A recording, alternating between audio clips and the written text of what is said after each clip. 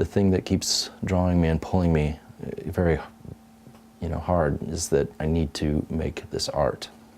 I believe I've got just this one life, and I want to make these things. I want to show the things that are in my mind, and if there's any possibility of leaving a legacy or something behind that people can enjoy or find appealing, or if it does something for them that enhances their life in a way, gives them some inspiration, and I can know that I've gone through this life and not just kind of, whittled it away.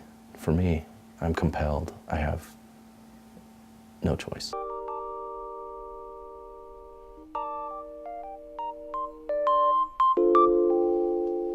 I invented this very strange optical illusion. It was April 28, 2002. I had been working with copper, and all I did, and it was it was just very spontaneous. I made this, I took a tube and I wrapped some copper around it, but it was tapered, and so I sort of had a tapered piece, and I just kind of spun the top and made a hook on top. And I thought, well, that's a good place for a marble. And so I had this huge marble. I just happened to have one, and I dropped it in, and I knew that it wouldn't go through because the taper of it made basically a cup. And I hung it on the mobile and got it all spinning. And I looked over at it, and I thought, what? It looked like the marble was falling because the coil was spinning, and I kind of jumped to catch the marble, but I was deceived, and I realized I'd created something pretty strange. In the beginning, when I started making robots, it was all about finding objects, blocks of wood. I would assemble things and paint them and make these really cool found object robots. And that was okay. Very time consuming, and again, there's the math. It's not as productive. So I thought, well, if I build a little robot, then I can build a mold of that bot, and then I can cast them in resin.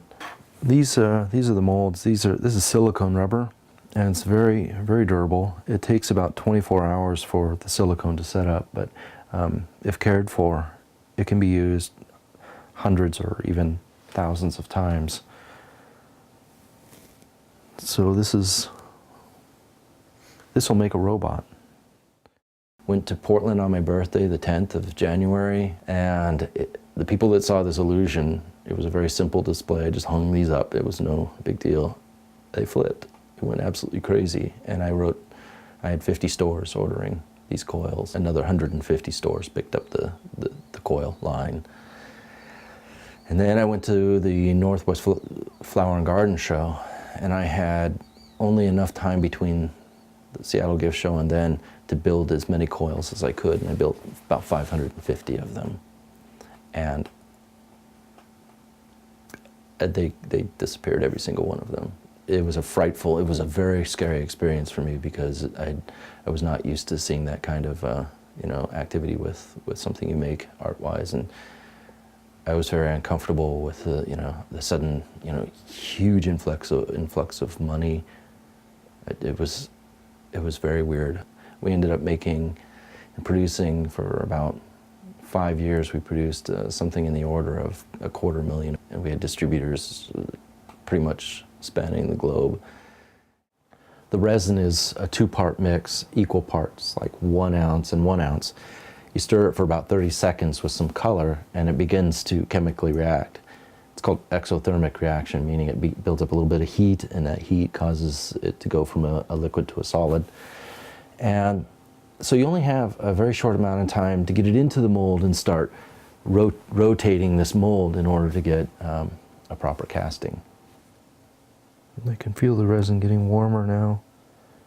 It'll probably go up to about 103 or 4 degrees, which is a cool hot tub. It's not so bad.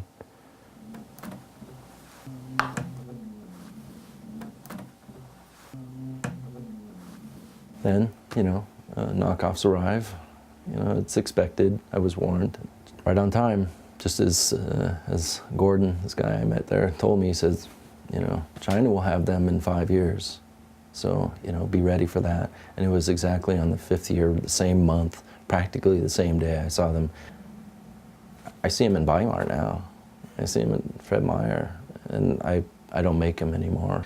And I spent about a year being kind of low about all of that, but it was, something else was tugging, and that was I was born a sculptor, and I knew that. Since the age of 5, I've known that. I want to take the ideas that are locked up here and show them to people and say, what do you think? And they go, I like this robot, I want one. And then I pay my bills. And that's really, really cool. That's about the best idea of living a life on this planet as I can imagine, leaving something behind. And some kid today is probably at home, and or they will be today, and they're going to play with a robot, or some grown-up kid is going to put their robot on their shelf, and they'll pull it down and they'll go, oh, I'm totally going to attack you, and and have their cool little battles. And by that person I mean, well, me, because I do that all the time.